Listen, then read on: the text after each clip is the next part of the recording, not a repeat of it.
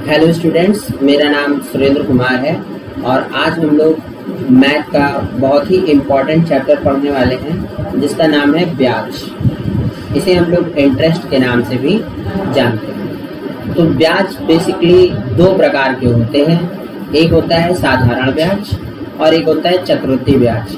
साधारण ब्याज को हम लोग सिंपल इंटरेस्ट के नाम से जानते हैं और शॉर्टकट में इसे SI के नाम से लिखाया जाता है क्वेश्चन में।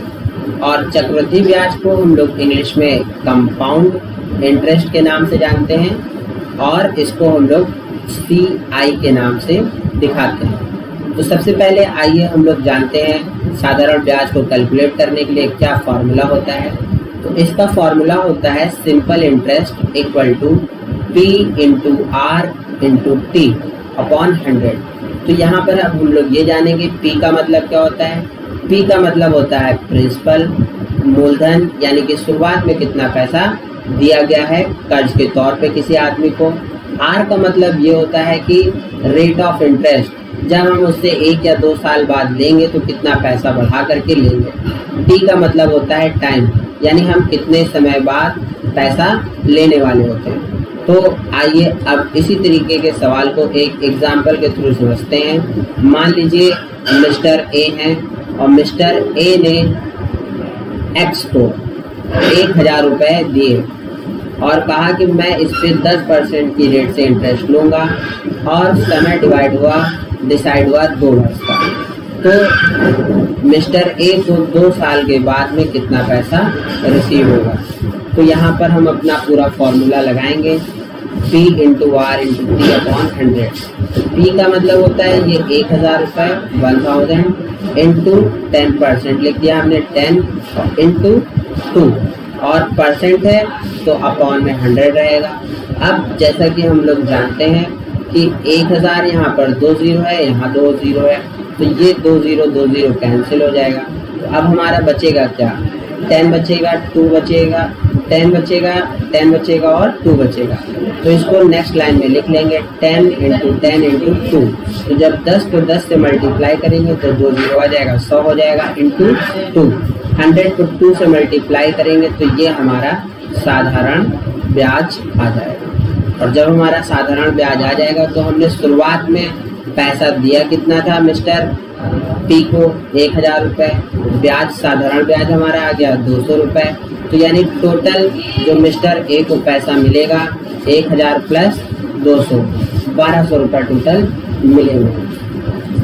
फिर उसके बाद इसी क्वेश्चन को आगे दूसरी तरीके से समझते हैं। यहाँ पे मान लीजिए राम है, राम ने किशन को 4000 रुपये उधार दिए। 10% की रेट से जो है ब्याज तय हुआ। तो 3 वर्ष के बाद में कितने पैसे मिस्टर राम को मिलेंगे। तो फार्मूला लगाया और हर क्वेश्चन में सवाल में अगर आप फार्मूला लगा के करेंगे तो आपको कहीं गलती नहीं होगी। तो सिंपल इंटरेस्ट यानी कि शॉर्टकट में लिखा गया है P into R into T upon 100। ये फार्मूला लगा दिया। P की जगह लिख दिया हमने 4000, R की जगह लिख दिया हमने 10।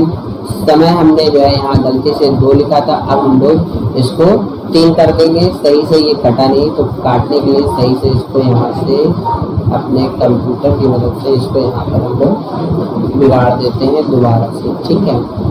अब यहाँ पर हम लोग लिख देंगे अगेन। समय हमने यहाँ पर लिख दिया 3